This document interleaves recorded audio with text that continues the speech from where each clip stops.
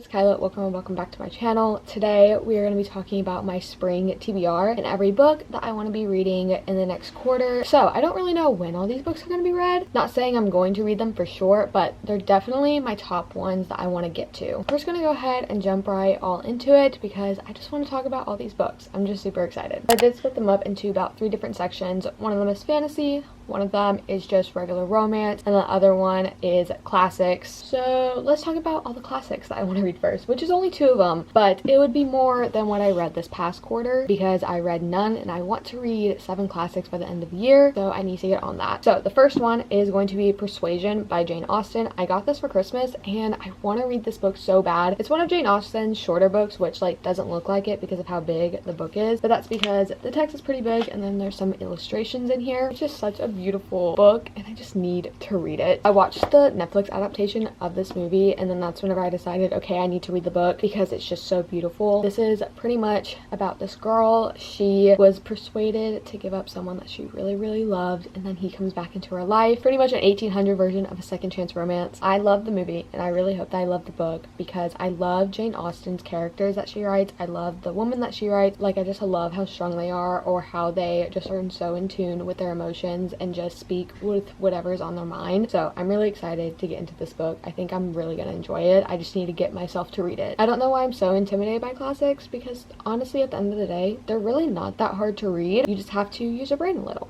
So this is the first book. And then the second one is Wuthering Heights by Emily Bronte. I also do have a really cool version of this book. It has illustrations again in here and it's pretty wide, but honestly, I don't mind it. I don't really know what Wuthering Heights is about. I've never seen any of the movies. I've never really looked up this book. I just know that I want to read it. Hopefully I like it. Hopefully I figure out what it's about soon because if I don't, I probably won't ever pick it up, but I definitely want to, especially because like the story of the way that I bought this book. I wasn't sure if I was going to buy it. It was $15 and I was like, okay, maybe. And then on the inside it said Merry Christmas to Michelle, and if you don't know, my middle name is Michelle. That's why it's called kylamichellec. So I was like, okay, so this book is like meant for me. So I ended up buying it and I really need to read it. So now I'm gonna get into all the romance books that I want to read. I also want to say that I picked out these books like for spring based on either like title, cover, or just like the vibe that I get from the book. And so Jane Austen and Emily Bronte, they definitely have spring vibes. So as I said, now we're gonna get into all of the spring books. So the first one that I have on here is Sweet Dandelion by Michaela Smeltzer. I bought this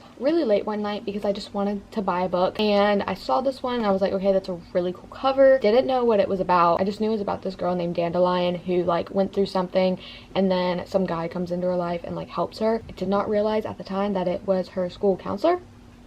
She is 18, so like technically it's legal, but like if she was in college, it would be different because I think she's a senior in high school. Don't know if I'm gonna like this book. I just put it on my TBR for giggles because of the name, Sweet Dandelion, honestly, and I do think it's a pretty cover. I think it would be a shame if I did spend $20 on this book and not have read it. So whether I end up hating it or loving it, I do want to read this book. That's all I know about the book, and honestly, the cover was just so pretty that I had to put it on here. So the next 3 are a part of one big series, and that is going to be the Field Party series by Abby Glines. These are young adult romances. They're all sports romances that are set in high school. I have read the first 2 of this series. Probably need to reread them, but honestly you can kind of read them out of order because each book follows a different couple. So the first one is After the Game. This one is a second chance romance. It's about a girl who had a daughter. She comes back into town. She is a senior in high school who just like had a kid.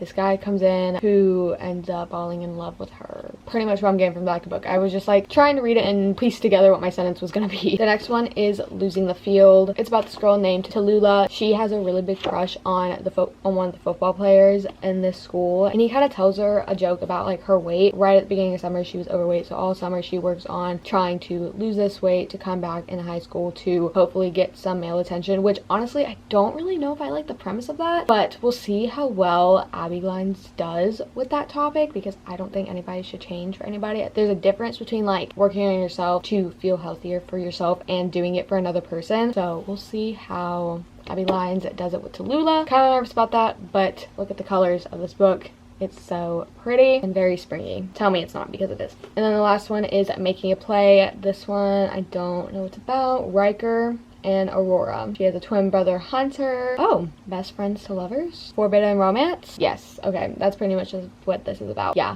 I'm excited to get to this one. So yeah, that is the Field Party series by Abby Glines, and I definitely want to read those. And then the next two are also part of another series by Elle Kennedy. That is her newest one, the Prep series. So the first one is Misfit, and then the second one is Rogue. I'm not gonna know what most of these books are about, if I'm being honest, but these two I know are specifically set at a boarding prep school. I know that this one's kind of a forbidden romance. I don't know anything about this one. I know that like you have to read the first one to understand the second one because of the way that this one ends, and this one picks up with like the same kind of storyline but with like two different characters, I believe. Honestly, I'm really hoping that this series is good because the Off-Campus series by Elle Kennedy, I didn't really love that series. The Bar You one I liked a lot more, but this one I'm hoping will actually be really good.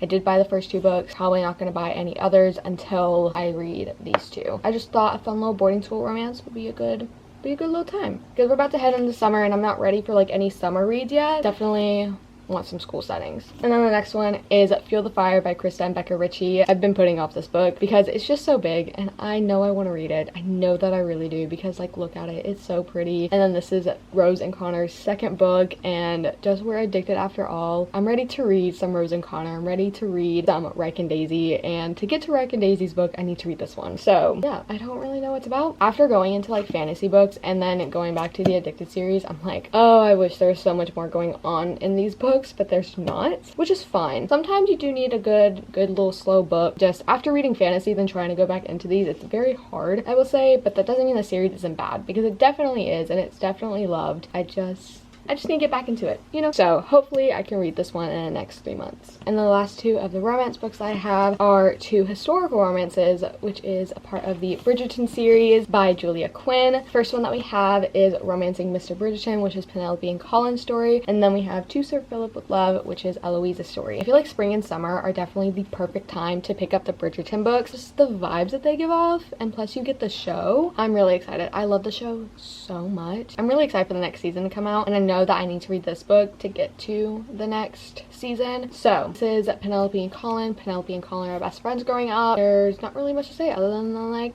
one day they fell in love, which I don't know how we get there because I honestly really don't like Penelope, but we'll see how she is in the book because I really haven't seen her much in the book. Eloise is my favorite character out of all the things. The show, she is my favorite character. The book, she's my favorite character. I wish we had more of her. So to be able to get to her book and just see where she is, because at this point in her life she's not married, she's kind of like this spinster woman who needs to get married but like just doesn't. Something happens. She finds this man who's so moody and she's like, ew, I don't really like you, but like everybody's like, oh my gosh, you need to marry him, and she's like, no. I'm really excited to get to her book, and just as I said, these books in the spring and summertime, they just fit so well, so I'm really excited for these. And then the last 3 books I have for you guys are going to be some fantasy reads. I only have 3 of them that kind of fit into the vibe of spring, so we're going to talk about them. The first one is going to be The Night and Its Moon by Piper CJ. I believe that this is kind of like a second chance romance. It's about 2 lovers who kind of grew up together and then they're split away in this land and they're trying to find their way back to one another. Honestly, it was in the romance section at Books A Million and I was like, oh, cute little romance about like 2 orphans trying to find their way back together, and then I looked inside and I was like, oh, this is like fantasy. But like look at the cover, isn't that so beautiful? It's just so cool. And then I know the second one is out, and then I know the third one is going to be coming out pretty soon. So I'm really excited for that. I really don't know much about this book. I know that there's a map in here, which is so cool. And there's also a pronunciation guide, which is perfect for me because whenever I don't know a name or I don't know how to pronounce something, I say it really fast in my head, and that's just how it is. So yeah, I am really excited for this book, and I just think it's so beautiful. And the second one, which is another really gorgeous cover, is The Daughter of the Moon Goddess by Sue Lynn Tan. I've heard some mixed reviews about this. I heard some people really enjoy it and I heard some people really don't care for it. I know it's about this girl. She is the daughter of the moon goddess and she's sent somewhere else. I don't know if it's Earth. She's sent somewhere else in the celestial kingdom to train and to do something for her mom. Something like that. That's all I know. I know that there's a second one, which is like the sun something, the sun goddess or something like that. I also seen the cover for that book and I'm waiting for it to come on paperback so like I can have both of them in paperback. Just look at this cover. Screams spring and summer, honestly. So beautiful. I just had to pick it up. I don't know if this really has romance in it, but I kind of do want to start breaking away from like reading only romance. But I will say, having that romance subplot in fantasy books, makes me love them even more. So we'll see how that one goes. And then the last one, which is actually what I'm currently reading right now, is 1,000 Heartbeats by Kiara Cass. This book, I can actually tell you what it's about without having to look at the back. It's about this girl, this princess Annika, and then there's this boy, Lennox. Just look how that fits. Like, that's Lennox right there. And then that's Annika. Perfect. Annika is the princess of this kingdom, and Lennox is trying to break into that kingdom to steal the crown and to take over this land. So, it's enemies to lovers, forbidden romance. Annika just wants to be loved because she's in this horrible little marriage setup, and Lennox doesn't really care for that. He just wants to rule, pretty much, and yeah, he has problems of his own, honestly. But about them too. I'm really loving it so far. I'm like only 70 or 100 pages into it, but I really like it because you're getting both of their perspectives like at the same time. Like one chapter is in her perspective and another chapter is in his. So yeah, I have really been liking this book. So those are all the books that I have for you guys today. I really hope that you guys enjoyed this sit down, really chill video of me just talking about the books that I want to read over spring and like the next 3 months. So yeah, I really hope that you guys enjoyed, and please comment down below and tell me what is on your spring TBR, what's on your monthly TBR. I love you guys so much, and I'll see you in my next video. Peace out.